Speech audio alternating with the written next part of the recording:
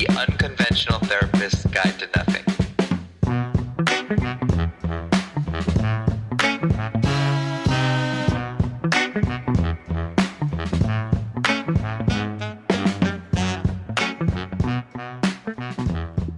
Hey, what's up, everybody? This is The Unconventional Therapist, and we are your guide to nothing. And we mean that, like literally nothing.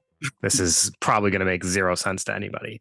But you know what? We're going to do our best to make that nonsensical thing be fun. So we are your fun boys, guide to nothing, and we are Dave and Greg. Greg, say what's up. What's going on? Did you like that intro? You like that intro? It was really good.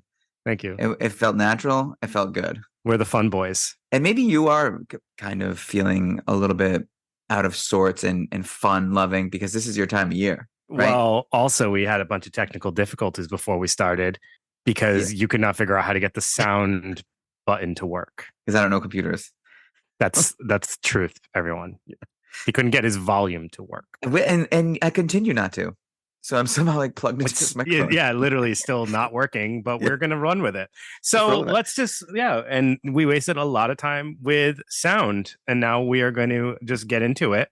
That's part of the whole thing, though, Dave, right? I mean, that's part of... Just going to roll with these punches. Let's roll with it. That's mental health right there, right? Roll that with is. Punches. There you go.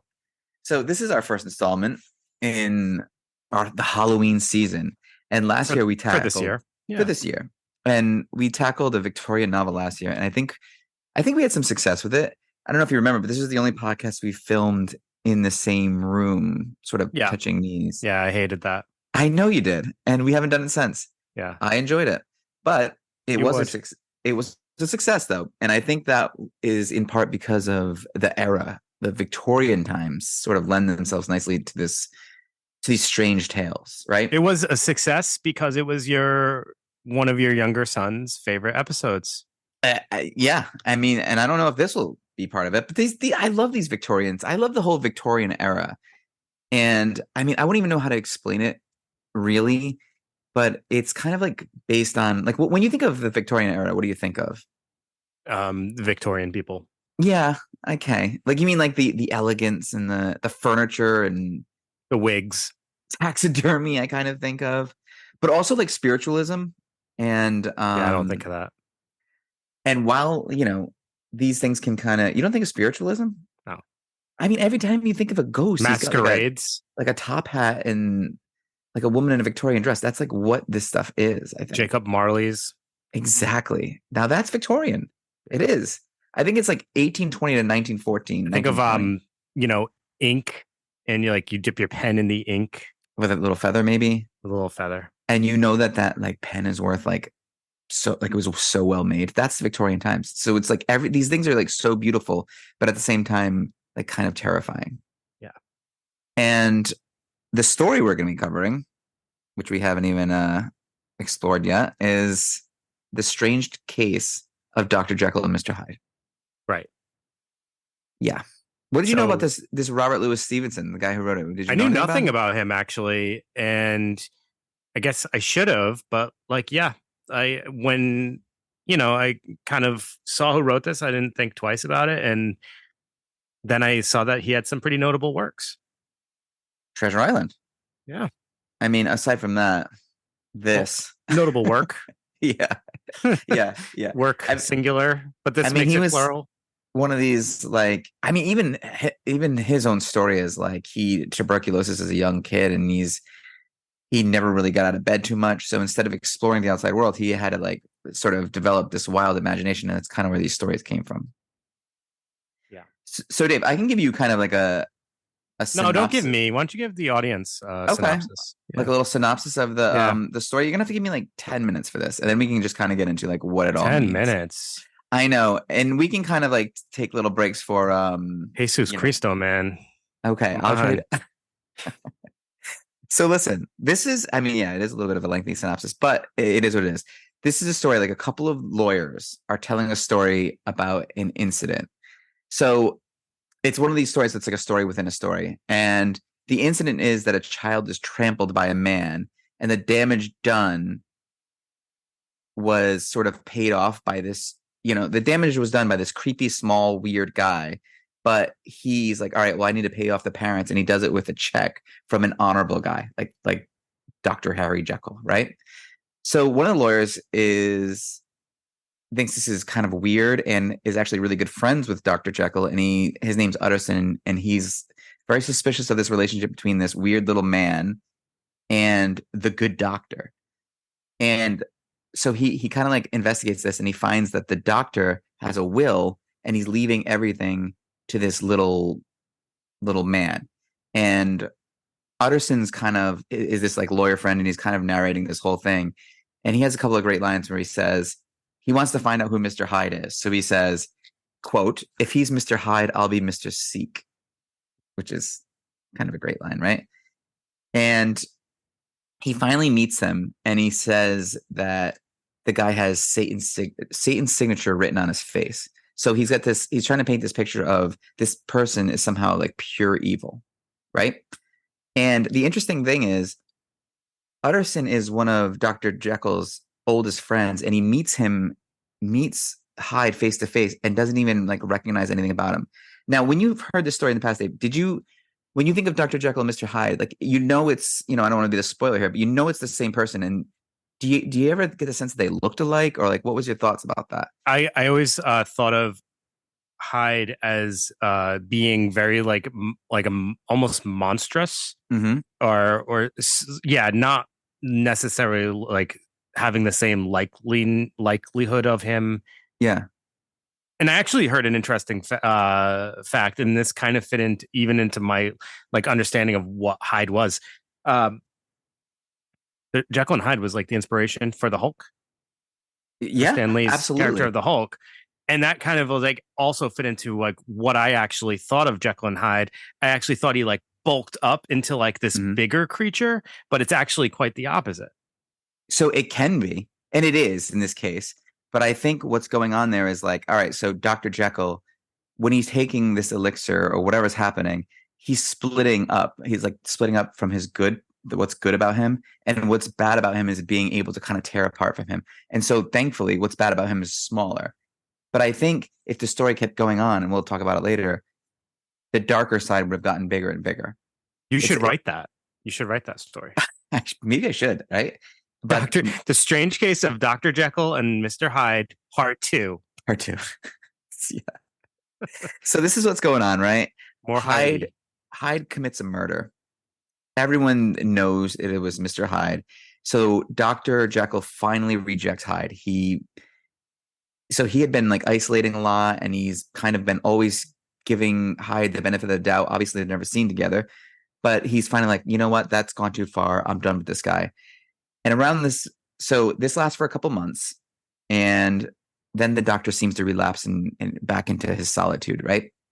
So around this same time, another close friend of the two of these men, Utterson and Jeckyll, he is another doctor, and he has an encounter with Dr. Jeckyll, and it just doesn't go well. And he tells Utterson, look, I can't tell you what happened. I'm bound by honor, and I'm going to give you this letter, and it'll explain everything, and you can only read it upon my death. Now, that's some Victorian stuff right there.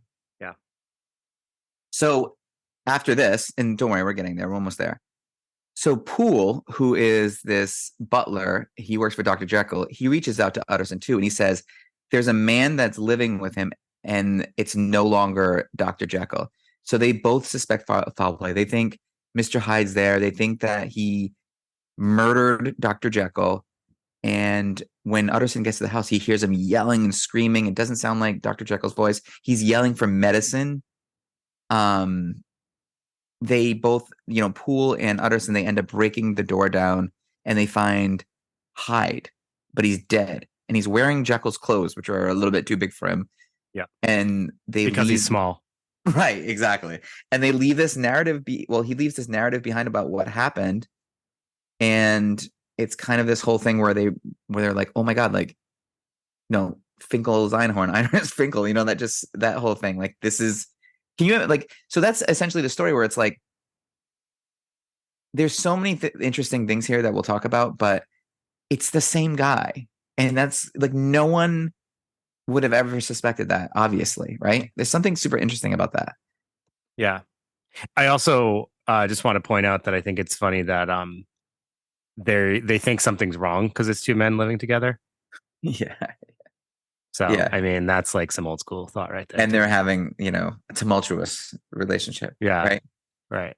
Yeah. Right. So I'm going to do I'm going to ask you about a few different angles. And the one Ooh, is that I'm this an going to, interview? yeah, kind of like, I want to get Cool. your take on a lot of this stuff because I've, I didn't go down the route of like looking at like literary criticisms about the story, but so I just wanted to find out, like, I wanted to read it and I wanted to see like what came to mind for me. And so one of the things that I don't think anybody's talking about is a sort of drug angle here. So the ingredients that Dr. Jekyll was screaming for, the things that he needs are like these little white powders. And I think that like this could be a nod to addiction in a couple of different ways.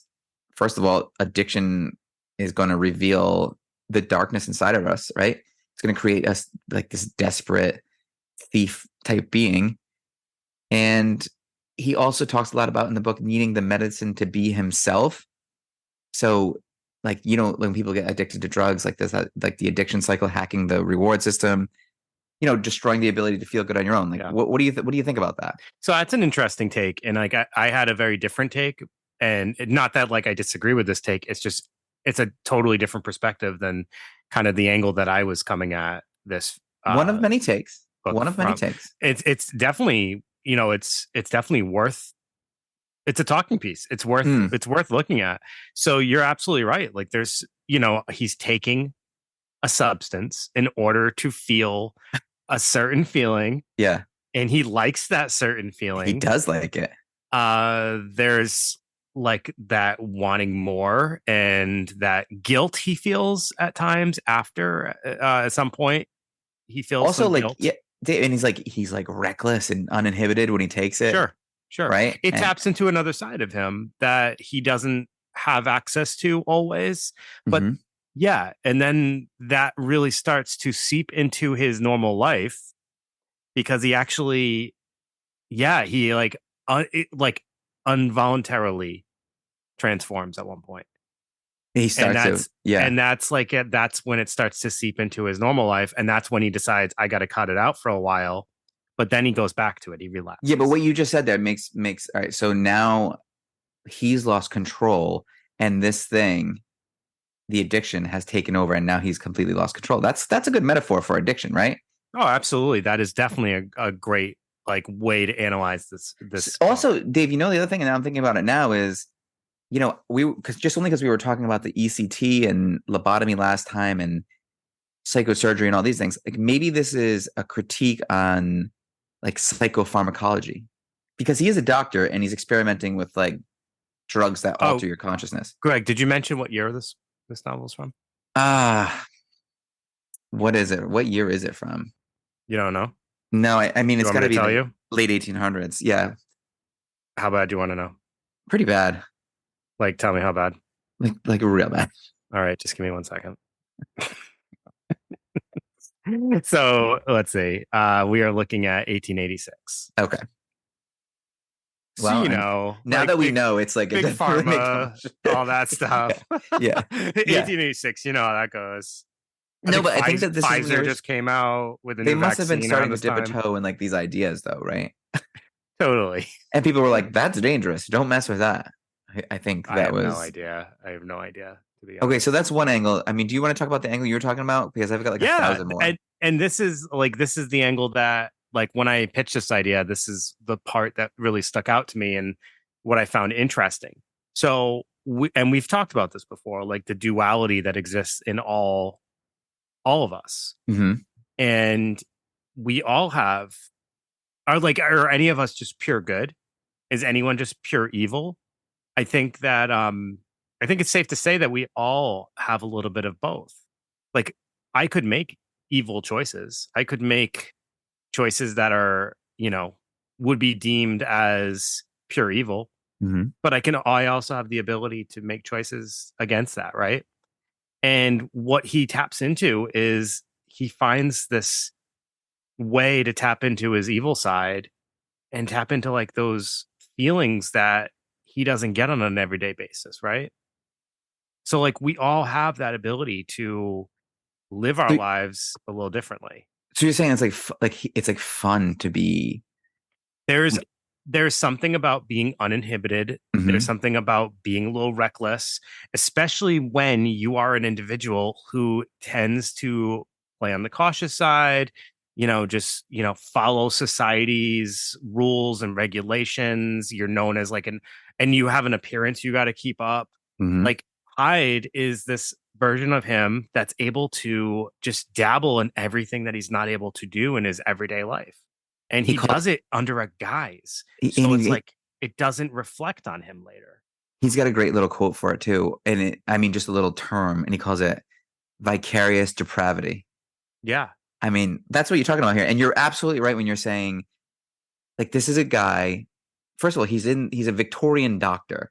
So obviously he's going to be repressing tons of his personality just to maintain that position and like the decorum. So it's bringing up this thing again where it's like ignoring that darkness inside of you is kind of what brings the darkness to power. Like Right. he's like pushing it back constantly, pretending it's not there just doesn't work. I mean that we've seen that over and over again. And it's like the way he's doing it. So he's living a dual life. Mhm. And like I think that sounds so appealing to people to hear that. And like I even know from experience working with individuals who talk to me about living dual lives, but it's very hard to live a life like a dual life that doesn't one side doesn't creep into the other. And I've Mhm. seen that actually play out. And I have a patient who's attempted to do that, and it didn't. It happened eventually. It's like one like events from one side started to seep into the other, or the guilt or the fear that something's going to be found out in my other lifestyle. Yeah. I remember, like, I don't know if you remember MTV back in the day used to do like what was it called? It was something like Life or something like that. A real like I forget what the name of the show was. It was an MTV, like they would do like hour long like documentaries. True Life or something like Oh that. Was yeah, that yeah, yeah. Now you're True right. Life? Yeah. They did one on like somebody who or people who had like dual lives, and they had a relationship and with one person, and then they had like a relationship and like with a totally different person in like a different town, and neither of them knew about each other. And like I think the guy like got caught at some point, but Isn't that like I sort of like so you kind of like painting the picture sort of like a catfish scenario? Sure, like I mean, isn't because that it's kind kind of of the what he's same thing, right? doing? Isn't he? Well, I mean, he's not really catfishing. He's presenting as someone else.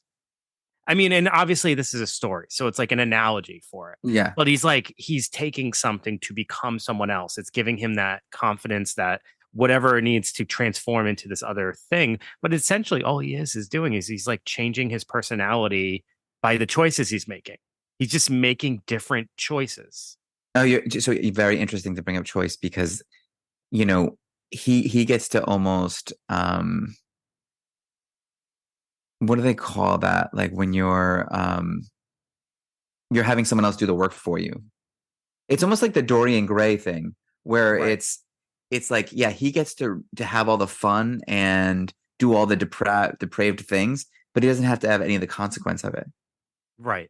And what does that do to that's Exactly. what makes and that's why I think as time was getting on, going on, like he was sort of deceiving himself into thinking like, no, like this is Hyde doing these things. It has nothing to do with me, but he was allowing it. So him kind of changing who he is and kind of becoming this more depraved person, just like vicariously by allowing this to go on, Hyde is getting more and more power. And he would talk about Hyde as like I want like parts of his life. I want to know what it's like to be him. I want to be in his world, but he could give a shit less about my world. Like Hyde doesn't care. Hyde doesn't want to do anything good. He just wants Right. to like live it up. It's kind of like this. Sure, it's like this But battle of you good and say that evil. though. You say that though, but it's like as you said before, it's the same person. Yeah, It's not like Hyde doesn't want to do good. It's that side of me doesn't want to do good. That side of me that wants to make these other choices doesn't benefit from making good choices. That I get my reinforcement from yeah. doing these negative things because I'm enjoying the thrill, I'm enjoying the whatever it is that I'm getting out of it, the reinforcement of making these poor choices. Like, and that freedom. I think there's something freeing about being able to make choices that go against society and just not caring. But like, is that possible to fully not care? Like, I think it, like, for me, Well, if I no, not make if you're integrated with that part of you. right, Yeah, because we then feel what? guilt, shame. Exactly. Guilt and shame because we have an expectation in our minds of what is a societal norm and what's expected from us. And anytime we go against that, those feelings happen. It's all right. So, Greg, perfect analogy is, what do you always reference because of your Catholic upbringing? Catholic guilt.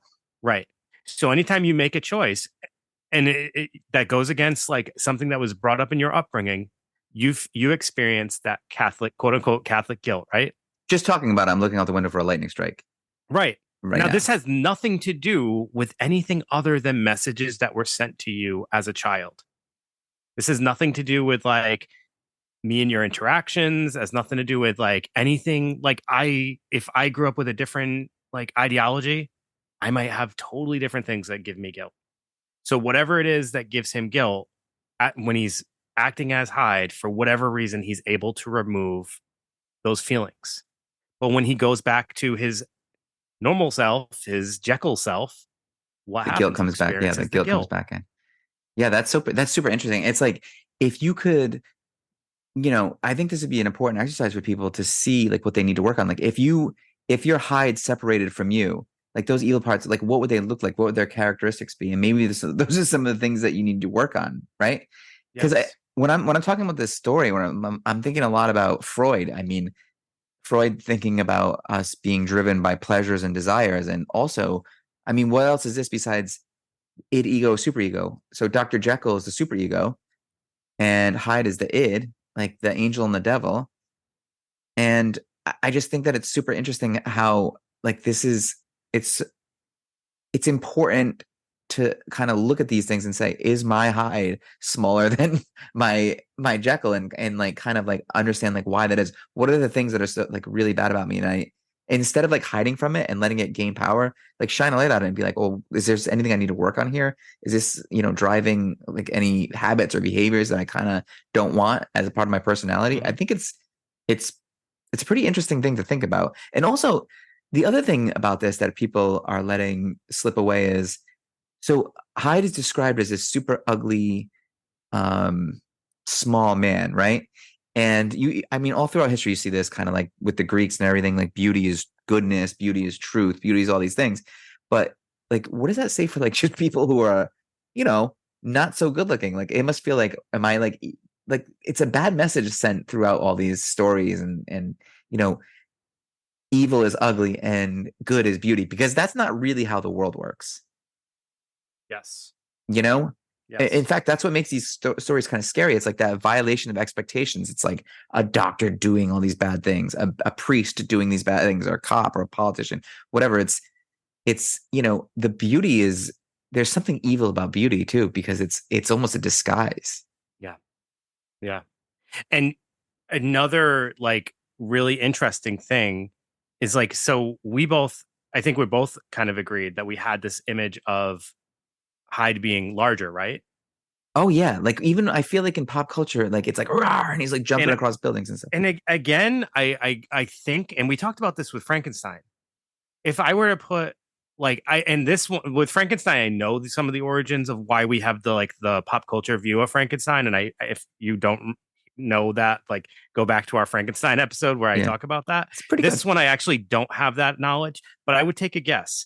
The reason why we probably have the view of Jekyll the way he is probably again from, I think, and I could be wrong about like the first film made about this, but I know there's at least the The League, Universal the League of film, Extraordinary Gentlemen, wasn't he in that? The League of Extraordinary Gentlemen. Yeah, yeah, hides Greg, I'm in talking that. about like 1940s Okay. Dr. Jack. What are you talking about? Get off this podcast now, Greg. No, just kidding. No, we have like the classic Universal monster film of Jekyll and Hyde. And Never even. there's a variation. Oh God, Greg. No, I've never seen that. I've never There's even heard a of it. variation of him, and it's probably even an earlier version that I'm because most of them do have some earlier origins, but like he's more grotesque and larger. So that's probably where we get that idea. And do you get the sense from this novel that there is a bigger, like he could be bigger, or that it's evil is like this small person? Well, I just get the sense that it was represented as small because, especially early on, because that's the amount of evil that was in Dr. Jekyll. Like it was repressed and it was getting larger, but separated. It was there was still so much more good in him. Oh, that okay. So he was getting larger.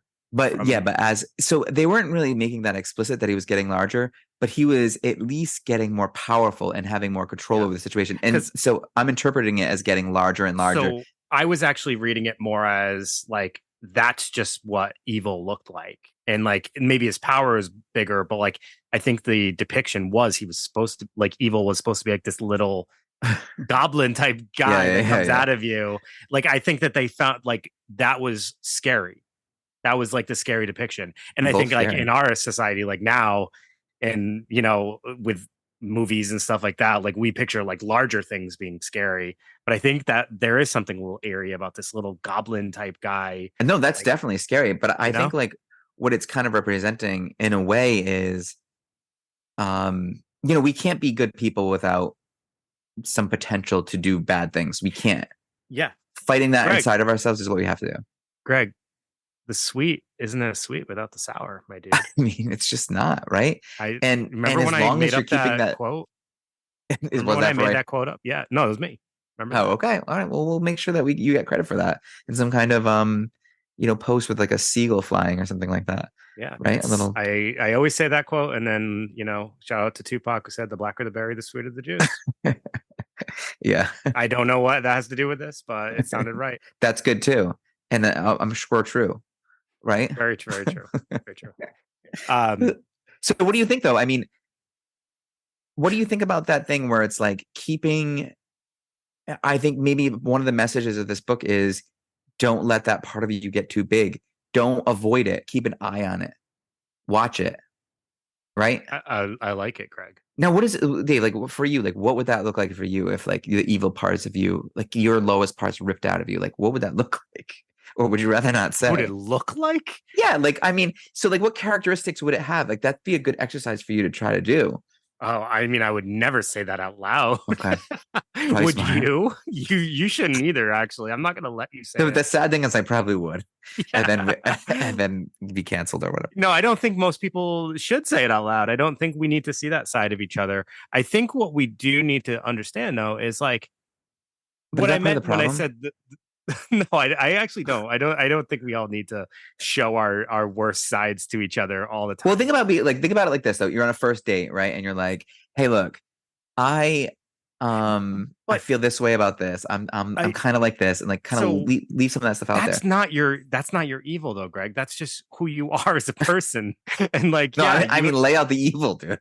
Lay out the evil. But you know what? We all have evil in us, but we all have that ability to control it. And what Hyde does is he just makes the decision to not control it and to dabble in it and to let it unleash. And then what happens is he goes so far that it starts to just come out involuntarily.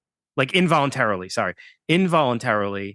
he no longer feels the sense of control because it's almost become like part of his normal behavior. And that's when he's like, oh, I got to stop doing this. So like, we just talked about it in the realm of addiction. Like, oh, I got to cut out this. He's like, I got to cut out making these evil choices. So he starts to like back away from it. But then it's like really easy to go back. And I think that there's something to be said about that.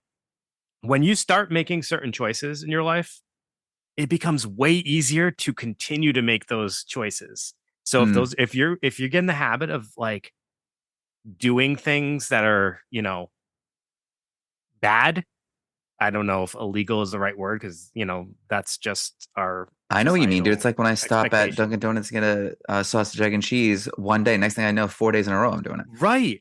And, you know, and that's such a tame analogy, but and like lame and, you know, but and unhealthy, really. And unhealthy. No, but like it's a great example of like it's so much easier to make the choice after you've gotten over that hurdle of just doing it once. And then if you do it a second time, and it's way easier to do it the third time. Let me put this to you then. I think what's going on.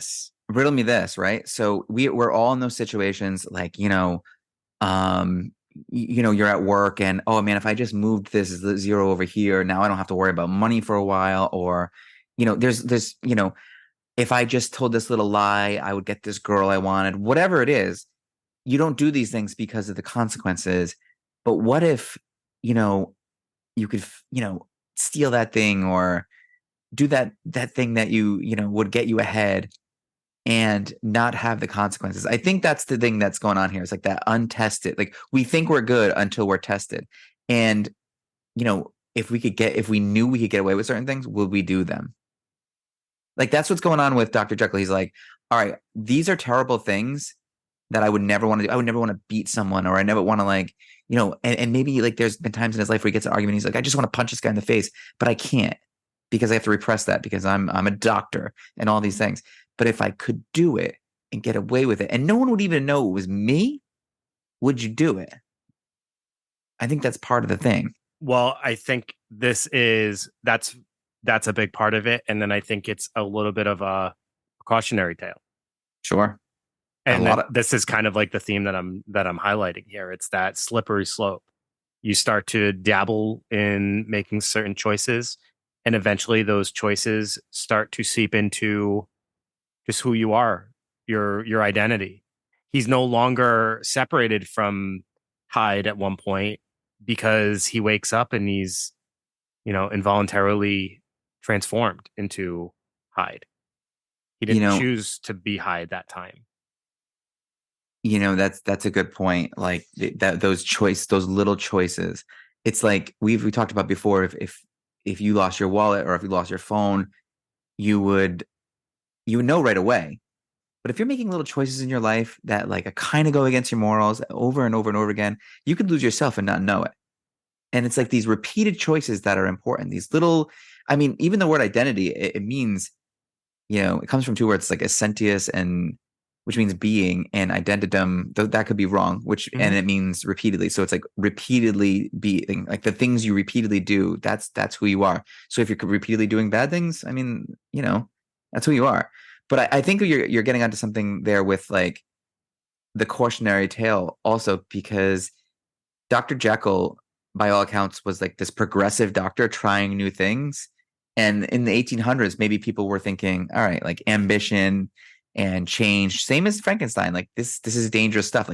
Like messing too much with science. I don't know. Like where are we going with this? I think that's a part of it too. Oh, for sure. And you know what? That seems like it kind of, like you said, it goes along the line of Frankenstein, and seems like it was probably something that was scary at that time. Absolutely. I do want to just quickly correct myself. Okay. 1908, first film adaptation, as far as I can see, of Jeckyll and Hyde. Wow. 1908. Is that a silent film? Most likely, I would assume. I can't say that I've seen it. And the version of Hyde in that is actually, I'm going to use it for our promo photo for the podcast. So if you're listening, you probably can see it on your device. So the version of Hyde is pretty normal size. He's not does not seem smaller. There is a 1920 version of Jeckyll and Hyde, and that's kind of where, in my head, that's the one I remember kind of like envisioning, where he's almost like a hunchback of Notre Dame type looking kind of guy. He's like a Quasimodo. I could see that. Like Victorian Quasimodo, But Quasimodo is he good? He's good, right? At least in the cartoon, he's good. Yeah. So it's a good case of like, it's a good, he's ugly, but he's good. I'm using the term ugly. I don't know. So do you agree with this idea that we all have good and evil in us? I think that there is absolutely 100% yes. Yeah. Just because, and I think a lot of it has to do with our environments too. Like some people can never have to, if you live a charmed life, right? You're never wanting for anything. You don't really need to, kind of like get out there. And sometimes like ambition, you have to go out there and you have to do things. And sometimes that's kind of stepping on other people in a way, right? Isn't it? Unfortunately. If you're put in a position where you're socioeconomic, like really low, you're put in a position where you are going to have to use that side of you.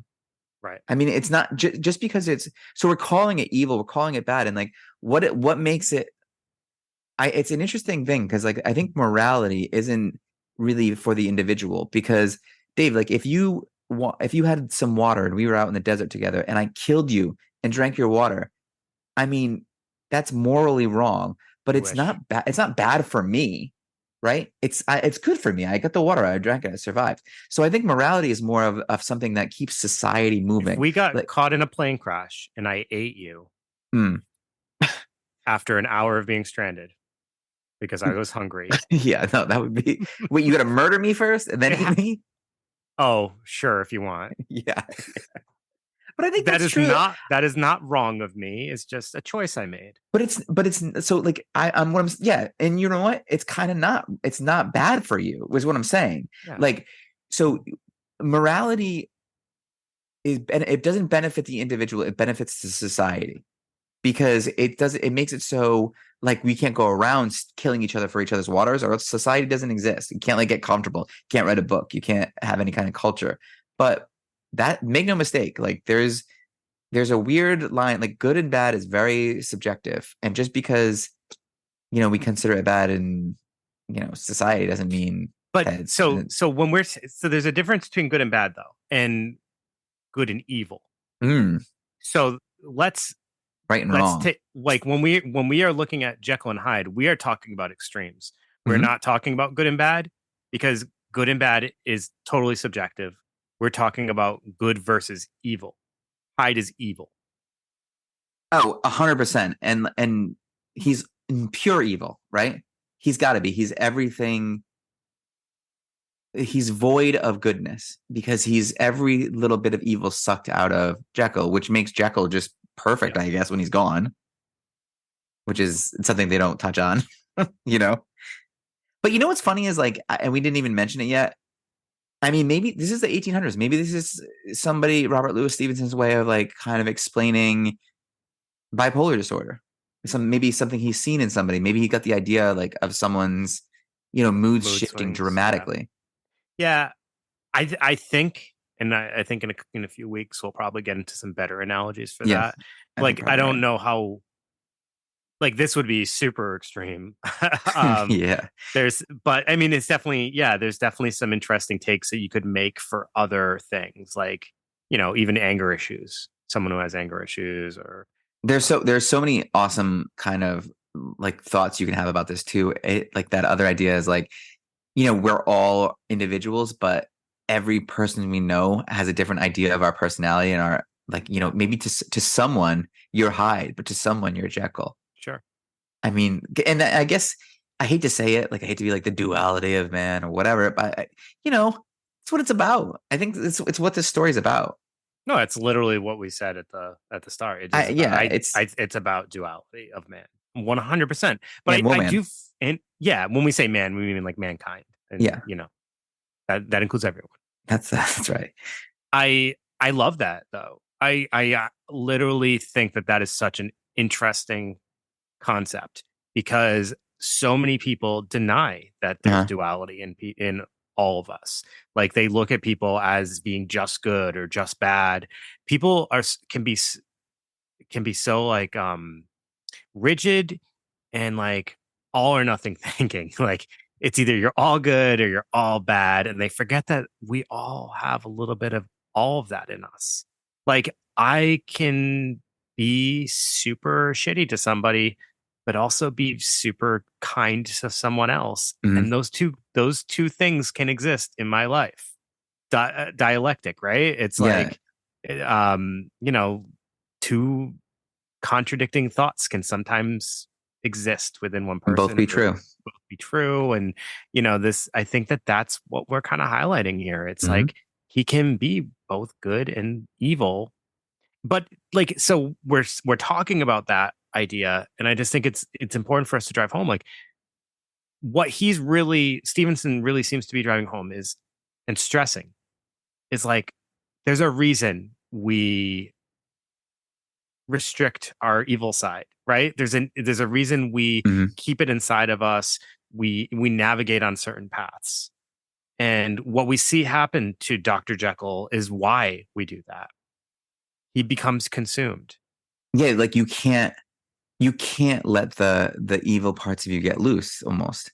Yeah, and I'm sure there's probably some religious overtones in this story, and you'd probably expect no less. But it ends in suicide.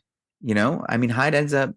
At least that's what it seems like, and you don't know. In the end, it's so close to trying to figure out like who the dominant personality is, Jeckyll or Hyde. And it feels like he loses control of Hyde, and then he has to make a decision to end it. Yeah, like was he able to do that? Or there's some like speculation that he was able to trick Hyde into killing himself because Hyde feared death and he was going to frame him for the murder that happened, or not frame him because he did it, but he was going to let everyone know with like some narrative. But it just doesn't make any sense because if Hyde fears death, like why would he commit suicide? But whatever. I tend to think that Jeckyll had like one last bit of strength and managed to end it. I feel like he was that was his way of like preserving others. Right. Wow, it's like very samurai of him. Yeah. Absolutely. Interesting. So I was trying to think of another word that we used in that episode. Bushido. It was very Bushido of him. Yeah. He Bushido'd himself. Seppuku is what that is. He seppuku'd himself. That's what it was. That's right. Yes, that's the word I was looking for. He seppuku'd himself. And we shouldn't lie for that. No, but I mean, it kind of is what happens. Yeah, so. That's what happens. So, what are you going to do? Blame the story, not us. That's right. Don't shoot the messenger. Don't seppuku the messenger. Okay, so this makes me think of another disorder because I was like, bipolar, you're right. It would probably be a really extreme case. What about dissociative identity disorder? Oh, yeah. I mean, that's a whole different person. You can definitely make a case for that. Mean, maybe he saw something like that and he's like, holy shit. Like a Billy Milligan, in the 1800s. He listened to our episode about Billy Milligan and he's like, wow, they got it all wrong. He's like, let me write a story. Clear this thing up. This is definitely more what it's like. So, yeah, I mean, that's a great thought there, dissociative identity. But, for this one, and like, again, I'm alluding to something that's coming down the road like that. We have a future episode where we'll look at say it. I mean, that's fine. Some things like this is something I've been thinking about for a long time, and I'm like glad that we're gonna take some time to dissect this. I've often thought of like the universal monster characters as representing different psychological themes, and like for those, I see that more as like they seem more clear to me, and this seems more basic, like humanity, duality. Like I don't feel like super hard pressed to like throw like, hey, this looks like a version of a diagnosis. I totally agree. Like there's definitely some very clear cases that you could make for both addiction and dissociative identity. Those I think because it'd be hard to find addiction in another monster. But I feel like there's so many things that come out. No, you might be wrong. I might be. There's so many things that are just so clear about like the good and versus evil and being involved in the same person. Like it just seems pretty clear to me. Now, what about like the Invisible Man? Doesn't he take a potion? So here's the thing: when we are going to start talking about those, I'm going to have to do the due diligence of like going through these movies. So you say the Invisible Man, I'm like, all right, he's invisible. That's about all I know. Does he wear some rags? The one that I think you're probably going to have no clue on as far as like what you think you probably don't. I bet you've never seen The Mummy. No, I've seen The Mummy with Brendan Fraser. Nope. That's why I'm saying. Is that a different guy? I've never seen The Mummy. A whole different thing? We're talking about Universal Monsters. What about the daddy? The originals. Oh boy. So what? Yeah, I'm actually really looking forward to doing that too. And maybe after talking about this, do you think that Mr. Hyde makes the cut or? So I did think that he was in the universe of Universal Monsters, and I still do. So I mean, makes the cut as far as being a universal. Yeah, monster? We could throw something. You could definitely throw something on this guy. I mean, I agree that I have someone else in mind for bipolar, but I think it'd be fun to think of it as addiction. Yeah. Or even, I mean, because you could probably go dissociative identity disorder a lot of ways too with monsters. But I think to get back on to this story, and you alluded to it before, which I think was smart, because what you want to know is why did he do these things? Like what drove him to kind of feel like he was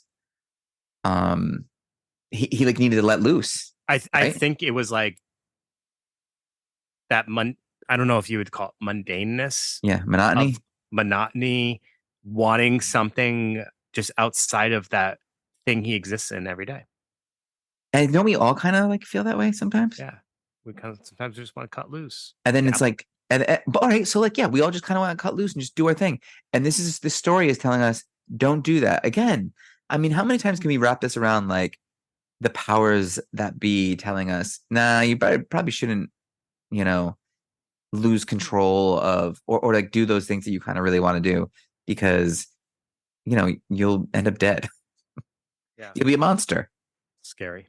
It is scary. So, I mean, I guess it's like anything in moderation, right? Yeah.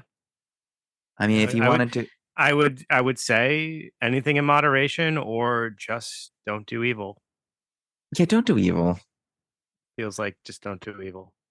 But since we all have it in us, I guess it's part of the job of society and, you know, our environment that is going to keep us from doing evil. That's it. So like if we can only not do evil, like it's easy for us to sit here and say don't do evil when we have like a warm room and microphones and food. Yeah, and like, no, I yeah, totally recognize that. Like, yeah. you know, yeah. When you have the luxuries, you don't need to dabble. And I mean, and Dr. Jekyll had the luxuries, no? I know, and that's what makes it such an interesting fucking tale.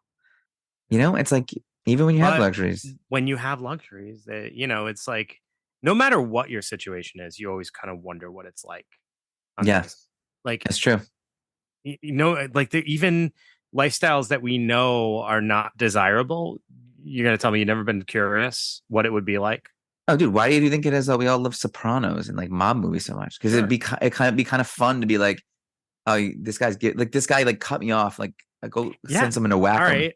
I wasn't gonna say it out loud, but I'll just say it since you brought that up. Like, why do you think we watch Intervention? Yeah. Like, I don't want to be addicted to things, but like, it is interesting to think what would it be like, right? Yeah. Like heroin, I they mean, look like they're having a good time. I'm not going to endorse that, but Well, I'm just saying. but it's like it's interesting. Like we do just look at other people's lives and we say, I wonder what it would be like to live a day like that, or Yeah. to do this, to do that act that they're doing, or whatever it is, the behavior. It's just we are just curious. Violence, sex. All I that. mean, but so it's vicarious depravity, just like him. Yeah. We watch Even if it. we know it's not good for us, we are curious. We're curious by nature. That's What do you the think name of that's my hip about? hop band. Like how curious by nature. What? All right, and then just to kind of, I mean, because you can't just end it on like a question like that. Like, why? What function does that serve for us as human beings to be curious by nature? I mean, what does that do for us? Silence. Yeah, Crickets. I mean, I could start to think about it if you want. No. I mean, it's if we weren't curious by nature, we would still be we wouldn't have elevated to the top of the food chain. No, we I wouldn't mean, no. Being curious is what has what advances society. Exactly. But it is again, it's a slippery slope. It's like science, right? You alluded to it with Frankenstein, and then that this is possibly a theme even in here. We have, and we talk about it even with AI and all that stuff. We have to be careful how far we're willing to go. And you have to make informed choices, knowing that inside of us, we are all curious about what things could be like. And, you know, it's very easy for us to dabble in things that we know we shouldn't. It's awesome to think like the impulse for curiosity is stronger than, you know, our desire to survival. Right. I mean, Sure. but maybe our tendency to be curious is what has made us survive. Yeah. You know? Well, you think about it, like we're in like we're out in space, right? Yeah, why? We know it's super dangerous. Like you're literally you could blow up, right? You could blow up or you something. could blow up? Like on a spaceship. Is that what's like, scary? See, what I think is scary is like you could fall out the back of the spaceship and then float for like 15 years. Fall out the back of the spaceship. Or you'll for 3 weeks. You know what I mean? You're just floating around out there. I would be worried about takeoff. Like, please, that looks scary. It's a lot of fire. And you know what? I'm never doing that. But if people weren't curious about it, when they eventually destroy the Earth, we're going to need a place to go. So Yeah. thankfully, somebody's curious about it, and they're going to go ruin another planet. So Yeah, thank you. That's past my time. I'll just hang on this one. Yeah, we don't have to worry about that. Our time's almost done here. Yeah, pretty much. We're already middle aged, so. All right. Well, I think that about does it. Now that we're talking about space, you got to kind of realize that we've taken a few turns. Dr. Jeckyll and Mr. Hyde go to space. Oh yeah, that's the next movie I am creating in my mind. Well, I mean, you never know. It worked for the Leprechaun. Worked for Jason. It worked for Jason too. All right. So everybody, thank you so much for tuning in to this episode of The Strange Case of Dr. Jeckyll and Mr. Hyde. We had a fun time discussing this and starting off our October with our first little spooky episode. And there's more to come. There's a bunch of weeks in October, so we're excited to bring you more of that. If you are so inclined, we'd love to hear from you, so feel free to leave a rating review on Apple or wherever you listen and they allow that, or just reach out to us on social media. We are the Unconventional Therapist Guide to Nothing on most platforms, or just two of them, Instagram and Twitter. So thank you, everybody. Have yourself a great night, and we'll see you next week. Goodbye. All right. Hi.